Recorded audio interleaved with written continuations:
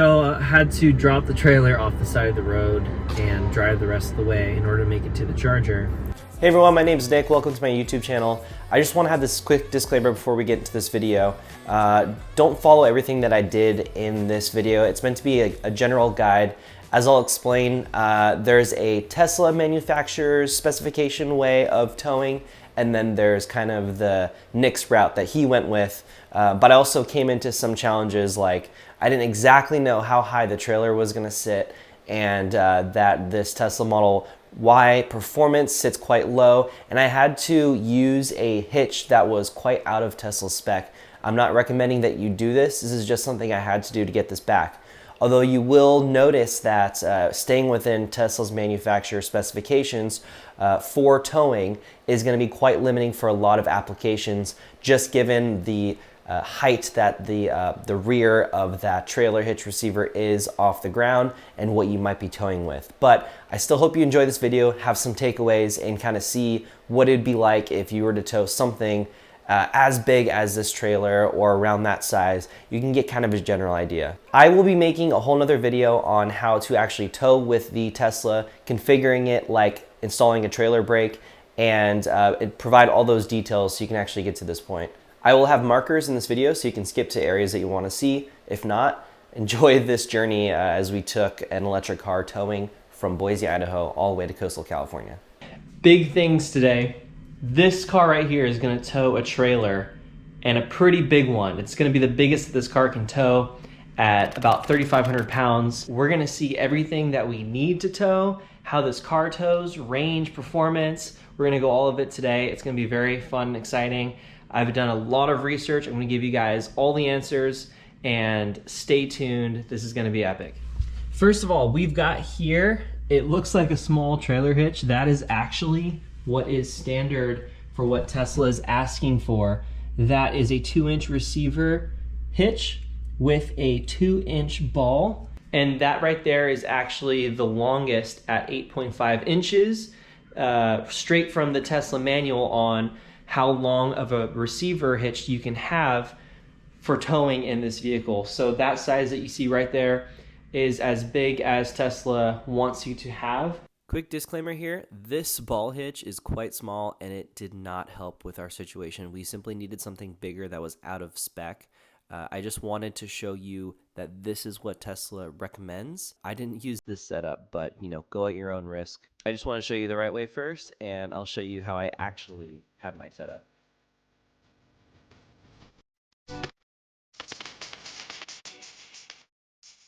Here we are in beautiful Nevada.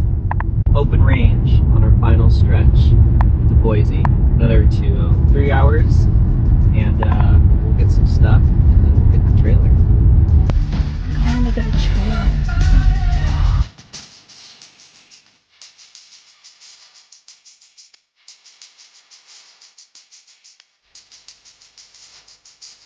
Trailer day.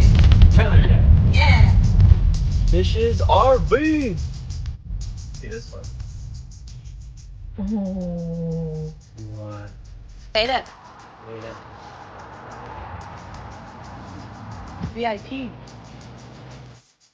There she is. The behemoth. Maxing out the towing capacity, for sure. We're looking at here was a temporary hitch that I had for this return drive. That is 11 inches of rise, which is quite significant. But what I needed for a trailer of this height, and it's not something I recommend. I ended up going with a better setup later, but this is how I actually had it, and it did sit on the car with no rubbing on those back tires, although they are very close, a little too close for comfort, but it did work. Look at that. All hooked up, ready to go. Check it out, we are all set up. That is a big trailer for this car. There is no bigger trailer that you can get. Let's set up right here. Wow. Jayco, Baja. Go. All right, bring that slide out on in.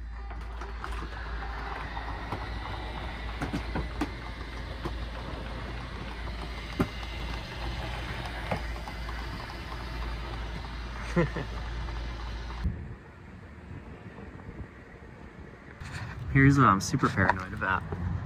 Look at that. Wow. Let's take a closer look. Look at that. Almost no clearance. But if you look, it's kind of hard to tell on camera. It does clear this plastic trim. And I'm assuming that suspension's close to getting maxed out. Definitely a little sketch. I'm experimenting for you. For this trailer, we're looking at 3,300 and something odd pounds dry weight and 330 pounds hitch weight. And this car is rated for 3,500 pounds and 350 pounds of hitch weight. So we are every bit maxed out loading this trailer. Some things I'm worried about is all that weight on the back suspension. Also had to, due to how tall this trailer was, use a pretty hefty riser to make sure that that ball is up in level with the trailer. So it is a bit high than the car probably should have.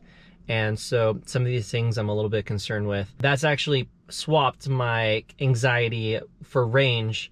But we're about to go pull this out and see how the car rides. I did get a chance to hook it up all the way. The car didn't creak, it didn't moan, it didn't complain, nothing happened. It's pretty solid on there. That being said, the back wheels did push up about an inch, maybe an inch and a half.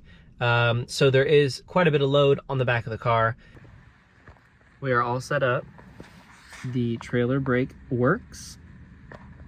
Taking it really slow. We only have 70 miles to go. I'm confident we'll get there.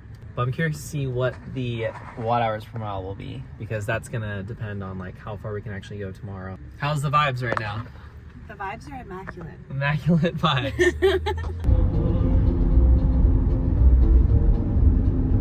How much the temperature dropped. It's literally 44 degrees now.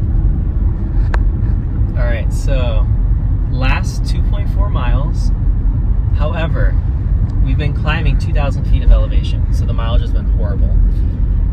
And it always gets a little sketchy when you get towards the end of the car's battery, because it loses power. And that's not good when you're going up a hill towing a big trailer. So we know this bottoms out at some point, and maybe it could be here. But yeah, we don't want another hill right now. We want that last 2 miles to be nice and sweet. So there we are. Joy. Anxiety's high. High. But I think we're gonna make high anxiety. We got barely. We got 1.8 miles to go and 6 miles left in battery. Oh, check out that regen though. Yeah, really catch that regen. Yeah. We got that regen. Oh my god. Oh, sweet. Yeah. Sweet destination. Yeah. And I wish we left with 100%, but I was like, 92, we're good. Actually, it was 91. Oh my god. 91. Oh, we should have. Yeah. Well, you know, test drive. Test drive it.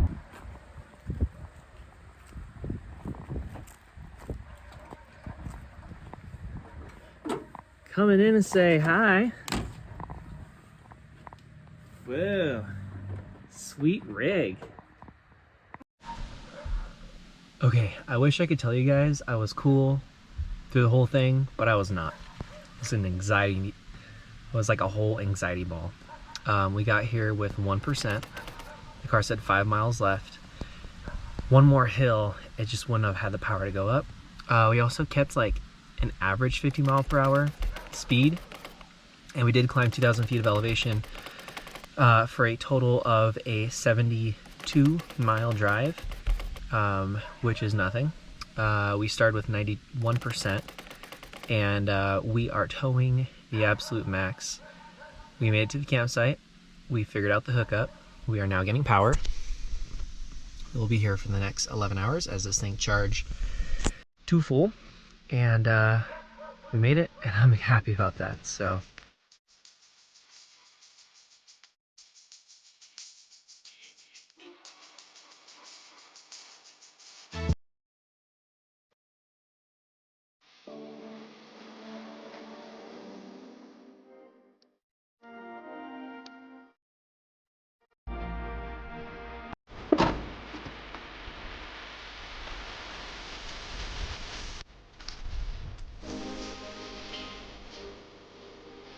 Good morning, everybody. We made it. So I want to talk a little bit about last night. Range anxiety was absolutely a thing. We climbed 2,000 feet of elevation and we left with 91%. We got here with 1%. I had 5 miles remaining, towing this very big trailer for this car. We are coming from Boise, Idaho, and trying to make it back to the coastal area of California. And this particular route is kind of few and far between with Tesla superchargers. Now, when you're towing something this big, you are obviously limited by range. What we got last night is not a great example of what we could totally get because we had so many factors at play. It was about 45 degrees outside. We were climbing elevation, and it was also very windy. It's very windy here. All those played very bad impact to why we got like 75 miles of range. Case in point, we are here at this RV park in Jordan Valley, Oregon. This is actually in between two superchargers. This is in between Boise, Idaho, and the next supercharger in McDermott on the border with Nevada. That's the next supercharger, but I would not have been able to make it towing this car, climbing the elevation that we did, and go what would be, I think it's 170 miles. That's just not happening with this car. It's funny, my neighbors just asked about how I towed with this car. Power is not the issue. It's 100% the range. That's going to be the issue. But I do have to say, because this trailer is maxing out the weight capacity on this car, it was pushing the car around quite a bit. Just the imperfections in the road, the trailer would kind of push on the car, and you do feel it. This car is 4,400 and something pounds, almost 4,500 pounds. This trailer is 3,500 pounds. And so you do feel that pushback. It's just the car is like a little less than 3/4 of the weight of the trailer, and you do kind of feel that. I didn't feel anything extremely harsh, like the suspension was being maxed out. Oddly, it was almost kind of more comfortable. I don't know how that works, but it wasn't rough.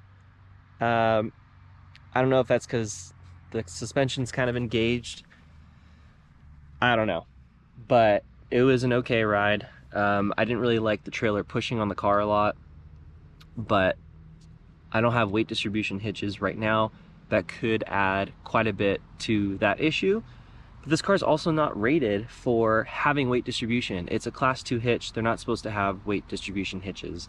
The chassis is probably not designed for that. We were able to get this puppy charged to 100% as we need every little bit, so we can try to stay, we're not gonna say highway speeds. I think some stints of this is like 70 miles per hour. It's just not happening. I'm so sorry. Next thing I wanna talk about, if you're gonna tow more than 1,600 pounds in most states, but I believe that's what's actually stated on Tesla's manual, after 1,600 pounds, you need a brake controller in your car.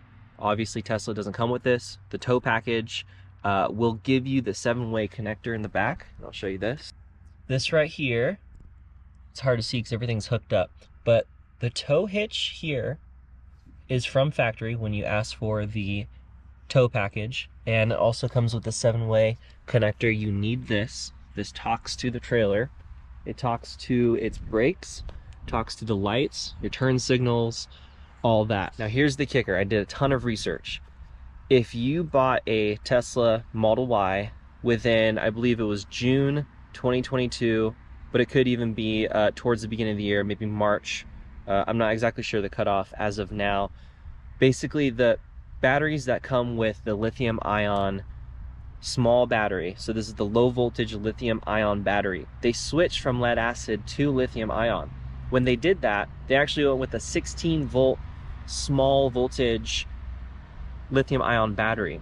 Now what that did was it prevents some communication with everything else in the world that uses 12 volt. That being said, there's no auxiliary power that's going to your trailer. One of the connectors on the 7-way connector is the 12 volt auxiliary power. That's supposed to go to your trailer to charge its battery. That does not work on a Tesla Model Y with a lithium ion battery. If you're ordering a Tesla now, it's going to come with a lithium ion battery. This is something to consider. They said in the future they're going to have some kind of workaround where it will provide auxiliary power. This was my question. It was very hard to find online. Will I still be able to tow And will it still be able to communicate with a trailer's electronic brakes? Yes, it still will. You can still tow with this. It will still apply the electronic brakes if you have a brake controller. It just won't provide auxiliary power to the battery on the trailer. Let's look at this setup here. This is the Tekoshina P3. This is a good trailer brake. I like it. It was very easy to set up. So this wiring, it actually connects to a pigtail. It's got 4 little tails on it. You can buy that from Tesla. It's actually a Model X part, not a Model Y part. It doesn't matter. It works with this car too. Behind this paneling, it's easy to do. See how it's already separating? You can pull this carpet back. About right here, sticking up, is a white connector, and it's attached to the car. That pigtail connector that you order from Tesla or eBay, whatever, somebody has it, I'll provide the part number. That connects in there. The 4-tail connector goes up here. You match with this. The colors do not match, but you follow the instructions. I'll also be showing a picture now. You connect it in this order only. The colors do not match up, and it is plug and play. Once I did that, I used Velcro down here underneath the steering wheel, and as soon as I plugged in the trailer, it recognized it. You can set the power of the trailer brakes, and the car immediately recognized there's a trailer attached. Once again, if you are buying a Tesla Model Y, or if you have a Tesla Model Y within the year 2020, towards the middle or the end, you're going to have the lithium-ion battery in the car. That will not provide auxiliary power to your trailer, but you still will have power to the trailer's electronic brakes if you have a brake controller, and the brake lights, turn signals, all that will work.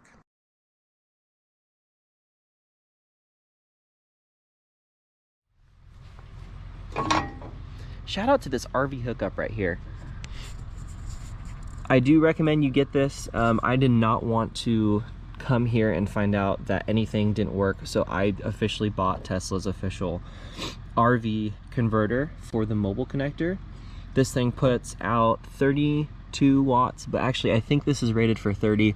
I did not want to stress it, so what I did was I went to the settings over here and I had this set at 29 amps because I wanted to be just below the 30 amp breaker, so I can get the fastest charge, but I didn't want any problems. Again, we're gonna get some more details today as we continue the trip. This next stint is more flat, same elevation. There actually will be some ups and downs. Actually, this car better make it because this is a 100-mile stint. And I'm anticipating that it will make it because there's no elevation change, but this car needs to make it 100 miles.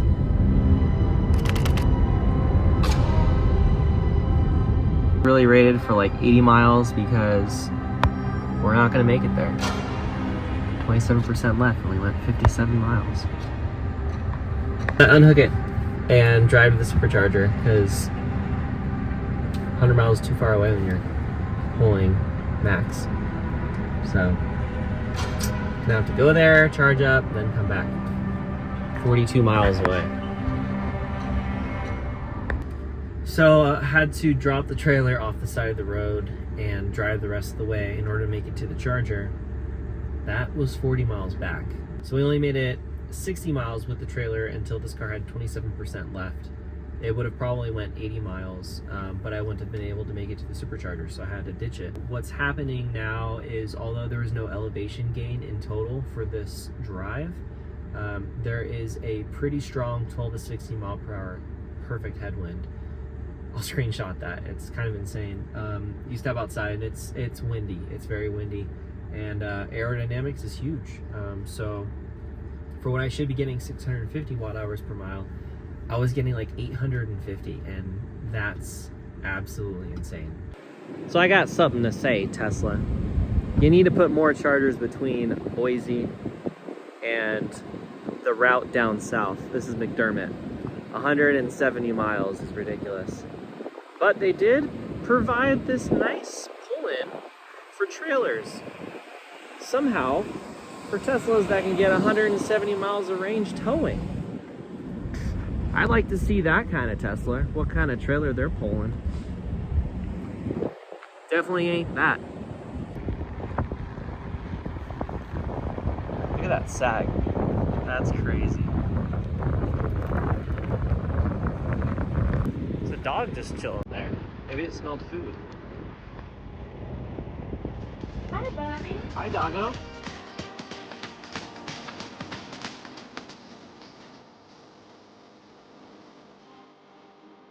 At the Tesla supercharger spot. This is why I appreciate these on the corner, because you can do stuff like this.